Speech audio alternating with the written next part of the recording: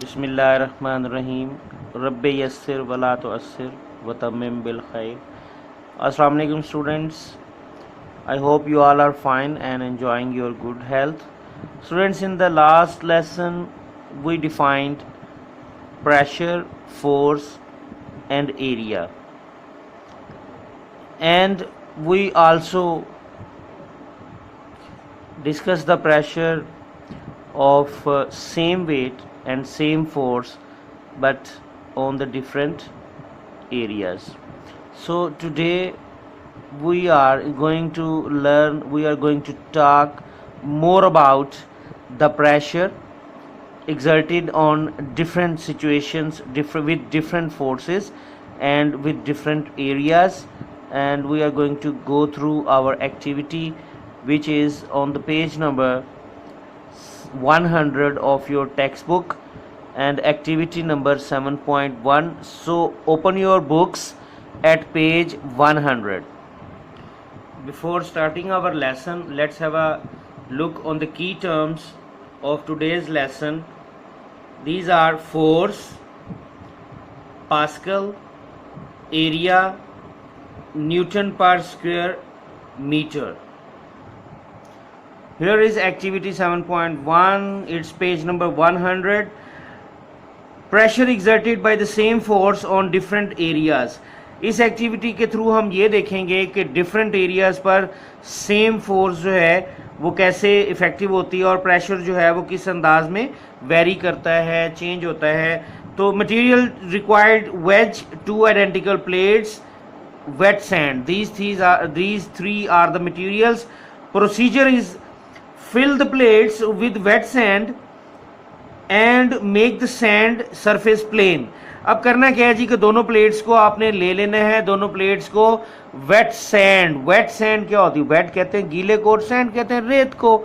हमने करना क्या है कि गीली रेत जो है वो दोनों प्लेट्स में डाल लेनी है और फिर उसकी सरफेस को, रेत की सरफेस को बिल्कुल स्मूथ कर देना है. Place the wedge with its border edge downward on the sand in plate 1. अच्छा, प्लेट 1 में आपने क्या करना है कि वेज को इस अंदाज में, जैसे ये रखा हुआ है कि जिसका जो ब्रॉडर एज जो है, ब्रॉडर जो यानी उसका जो वाइड एरिया है वेज का, वो नीचे की तरफ आए, यानी प्लेट के उसके रेत के सरफेस के ऊपर आए. ठीक है, तो इस अंदाज में आपने क्या करना है, उसको प्लेस करना है प्लेट 1 में.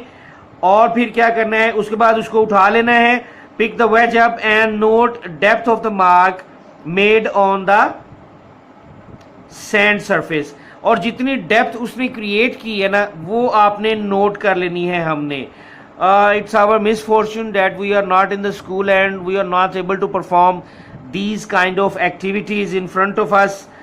सो हम थ्योरेटिकली इसको करेंगे अभी फिलहाल. ओके जी, तो the next procedure is now invert the wedge and place its narrow edge. अब क्या करना है, वेज को उल्टा कर लेना है जनाब हमने, और इसका जो नैरो एज है, ये जो बिल्कुल नोकदार एज है, इसको हमने प्लेस करना है प्लेट नंबर 2 में. और फिर उसको उठा लेना है और देखना है कि इसने कितना प्रेशर एक्सर्ट किया और इसकी डेप्थ क्या आई रेत की सरफेस के अंदर. तो डेफिनेटली हम देख रहे हैं कि इसकी डेप्थ जो है वो ज़्यादा होगी, और अगर इसको हम प्रैक्टिकली करते तो उसकी डेप्थ ज़्यादा ही होना थी. तो इस तरह से हमने देखा क्या, इससे हमें पता क्या चलता है, इससे हमें पता ये चलता है कि जो प्रेशर है, प्रेशर अगर वो सेम प्रेशर, अब देखिए वेज का जो वेट है वो तो सेम है, वेज का वेट तो सेम है, लेकिन एरिया रिड्यूस होने की वजह से प्रेशर जो था वो ज़्यादा एग्जर्ट हुआ और ज़्यादा डेप्थ तक जो है वो रेत की सरफेस को उसने नीचे की तरफ कर दिया. ठीक है जी, तो ये वो कुछ इसी किस्म की एग्जांपल्स हमने हील की ली थी लास्ट. मतलब जो हाई हील हमारा एक जूता होता है वुमेन में, तो वो उसकी हमने बात की थी. याद आया आपको? चलें जी, अब एक्टिविटी 7.2 को भी थोड़ा सा गो थ्रू करते हैं. Pressure exerted on the same area by different forces. अब एरिया सेम और लेकिन फोर्सेस डिफरेंट. तो करना क्या है, इसमें हमने ग्लास जार लेना है, 2 आइडेंटिकल प्लेट्स लेनी है और वेट सैंड लेनी है. आप चाहें तो वैसे इसको घर पे ट्राई कर सकते हैं. इसके लिए जो मटेरियल रिक्वायर्ड हैं इन प्रैक्टिकल्स के लिए, इन एक्टिविटीज़ के लिए, वो हम खुद से भी क्रिएट कर सकते हैं. जैसे ये ग्लास जार की बात की जा रही है यहाँ पे, तो आप एक ग्लास ले सकते हैं, एक ऐसा ग्लास ले सकते हैं। घर में जो ग्लास हमारे पास मौजूद होते हैं वो ग्लास आप ले लें, 2 प्लेट्स ले लें।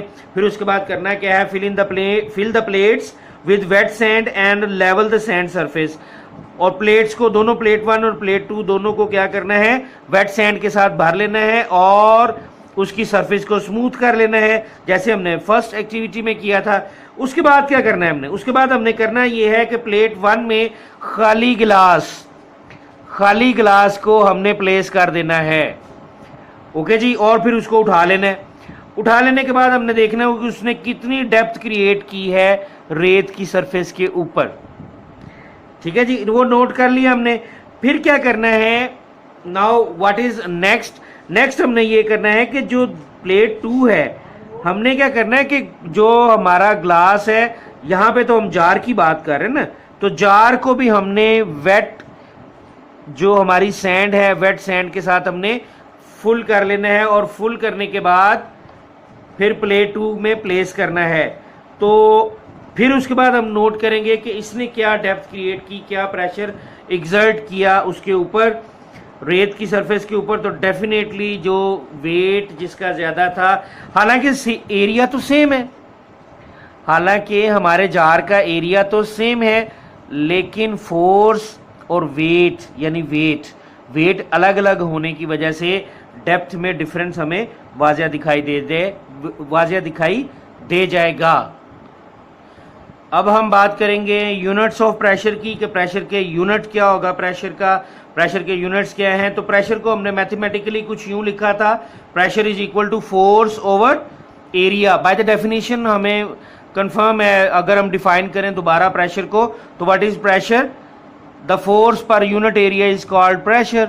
अगर हम बिल्कुल एक सिंपल सी डेफिनेशन अपने माइंड में बिठा लें, तो फोर्स का जो यूनिट है वो है न्यूटन। फोर्स का जो यूनिट है वो क्या है, न्यूटन। और एरिया का यूनिट है स्क्वायर मीटर। अब फोर्स का यूनिट आ गया न्यूटन और एरिया का यूनिट आ गया स्क्वायर मीटर। प्रेशर को हम प्रेजेंट करते हैं जी P से, और फोर्स को प्रेजेंट करते हैं F से। फोर्स का सिंबल है F, एरिया का सिंबल है हमारे पास A। तो pressure is equal to newton. अब हम इसके अगर यूनिट्स को हम लिख दें तो हम लिखेंगे न्यूटन ओवर स्क्वायर मीटर। तो इसको हम बोलते कैसे हैं, इसको पढ़ते कैसे हैं, हम इसको कुछ यूं पढ़ते हैं, न्यूटन पर स्क्वायर मीटर, यानी न्यूटन पर स्क्वायर मीटर। तो प्रेशर का यूनिट क्या हुआ हमारे पास, प्रेशर का यूनिट क्या हुआ, न्यूटन पर स्क्वायर मीटर।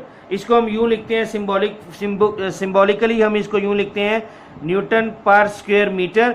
और इसी को हम कहते हैं जी Pascal. It is also known as pascal.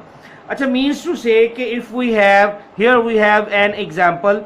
इसको अगर हम जरा देखें थोड़ा सा, तो प्रेशर क्या होगा, if we have the force of 50 newton and area is of 10 meter square, 10 square meter का एरिया है और 50 न्यूटन फोर्स है हमारे पास।